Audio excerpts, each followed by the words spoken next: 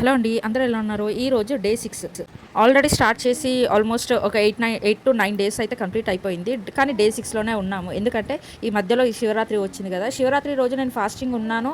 And next day మనం early morning మనం ఒక పొద్దు ఇడుస్తాం కాబట్టి సో ఈ 2 డేస్ నేను వర్కౌట్ అనేది చేయలేదు కంప్లీట్‌గా.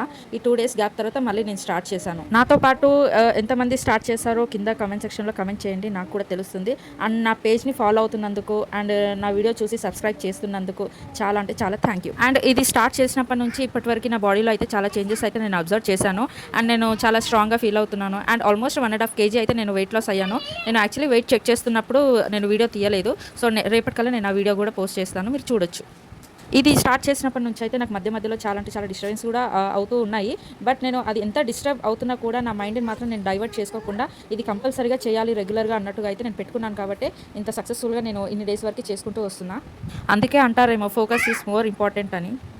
ఇంతకుముందు నేను బయటికి వెళ్ళినప్పుడు శారీస్ కానీ లేకపోతే డ్రెస్సెస్ కానీ వేసుకున్నప్పుడు ఈజీగా నా పొట్ట కనిపిస్తుండే. అది ఆల్మోస్ట్ 7 to 8 months ప్రెగ్నెన్సీ లాగా కనిపిస్తుండే.